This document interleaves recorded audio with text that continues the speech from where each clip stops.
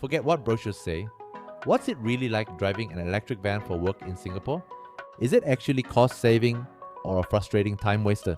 Today, you're going to hear straight from a driver using the Shineray X30LEV. And let's just say, the experience is full of surprises.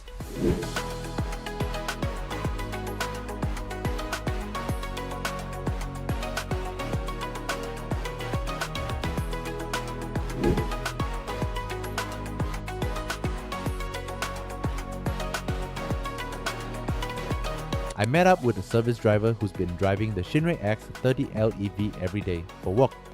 We talked about real-world driving feel, charging costs, time loss, and the little frustration you don't see on paper. Let's get into it.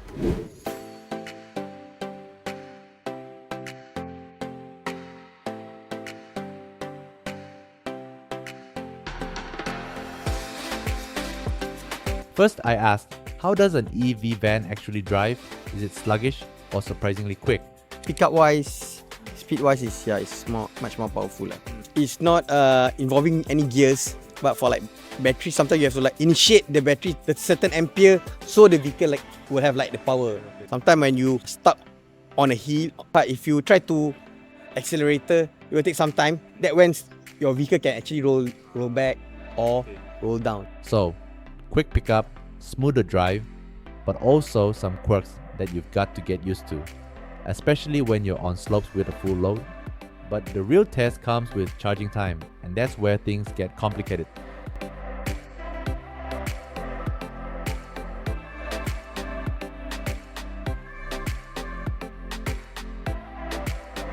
Next, I asked the key question, what's the real cost of charging in both time and money? EV, it's time consuming, 70 cents per kilowatt, so it's like maybe $7. Based on specs, the Shineray X30LEV has a 42 kilowatt-hour battery. A full charge costs around $30, which covers about 300 kilometers with a full load.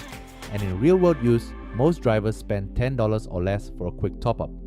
Sounds affordable, right? But here's where things shift. The real cost is time. So how does charging actually impact a working day? Depending on your company, sometimes you have to use your own timing to charge.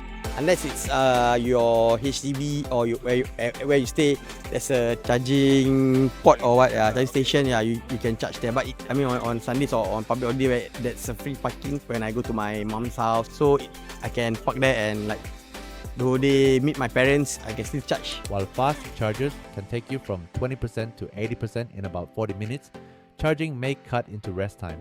You trade lower fuel costs for more detailed planning and some downtime.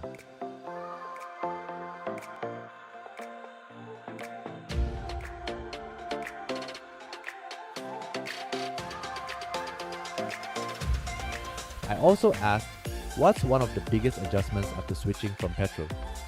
Petrol or diesel, you can, at any point of time, in case of emergency, you can run to the nearest petrol station. EV, I'm not so sure whether they have the mobile rescue charging or what. This is called range anxiety, and it's real, especially for new EV drivers.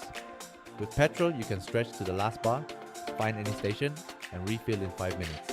Electric vehicles are different. You need to charge whenever possible, not just when the battery is empty. That means charging during meal breaks, when you're parked near chargers, or overnight if you have access. It takes a different mindset, but in return, you avoid panic and wasted time later in the day. Despite these issues, I wanted to know, would he recommend EV vans to others? I think it's better to get a hybrid. I think EV is good for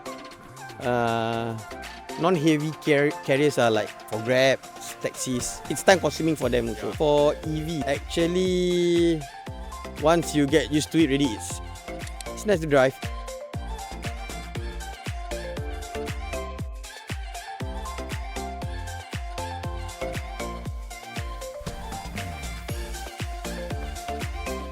Even with the charging challenges, this driver still recommends greener vehicles, especially for reducing carbon emissions.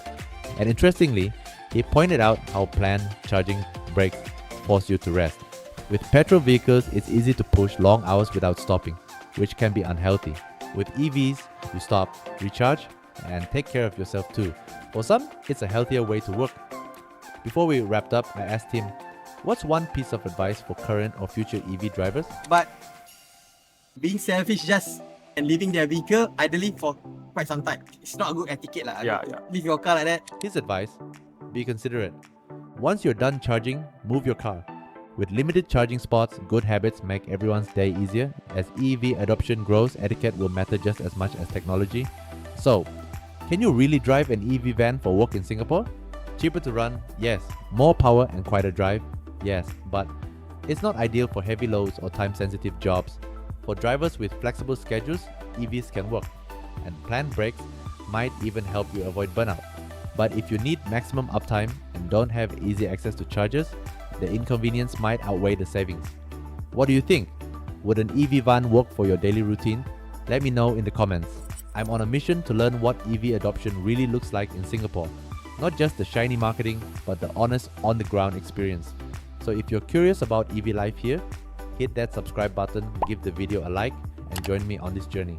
I'll be speaking with delivery drivers, private hire drivers, and even family car owners, so you can get the full picture before you make the switch. Thanks for watching, and I'll see you in the next one.